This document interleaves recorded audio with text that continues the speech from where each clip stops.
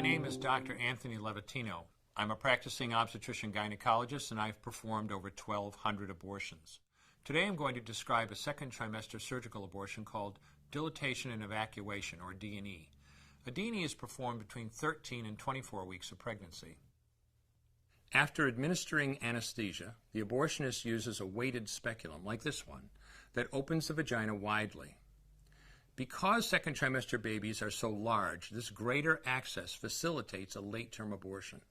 Late-term abortion requires that the cervix be prepared 24 to 48 hours in advance with laminaria.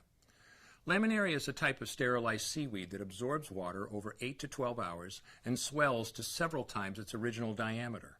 Once removed, metal dilators can be used to further open the cervix as needed. Once the cervix has been stretched open, the suction tube is placed inside. A baby at 20 weeks gestation is as big as the length of my hand, from head to rump, not counting the legs. The suction machine is turned on, and pale yellow amniotic fluid surrounding the baby is suctioned out through the catheters.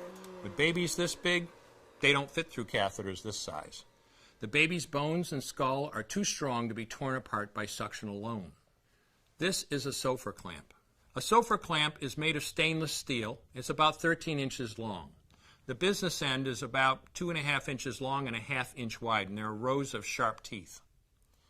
This is a grasping instrument. When it gets a hold of something, it does not let go. The abortionist uses this clamp to grasp an arm or leg.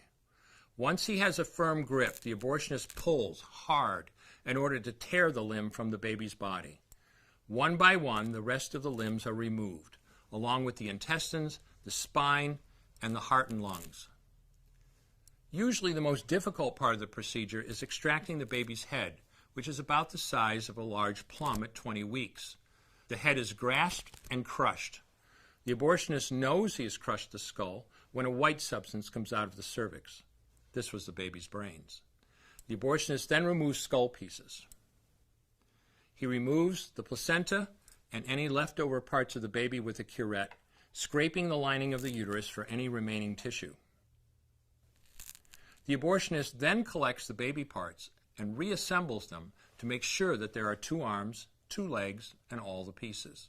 Once all the parts have been accounted for, the abortion is complete. For the woman, this procedure carries a significant risk of major complications, including perforation or laceration of the uterus or cervix, with possible damage to the bowel, bladder, and other maternal organs. Infection and hemorrhage can also occur, which can even lead to death.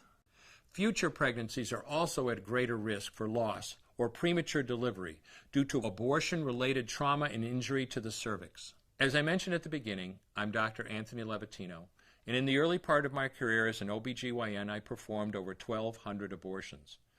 One day, after completing one of those abortions, I looked at the remains of a preborn child whose life I had ended, and all I could see was someone's son or daughter. I came to realize that killing a baby at any stage of pregnancy for any reason is wrong. I want you to know today, no matter where you're at or what you've done, you can change. Make a decision today to protect the preborn. Thank you for your time. I will no longer do any more abortions. When you finally figure out that killing a baby that big for money is wrong, that it doesn't take you too long to figure out it doesn't matter if the baby is this big or this big or this big or maybe even this big, it's all the same. And I haven't done any since then, and I never will.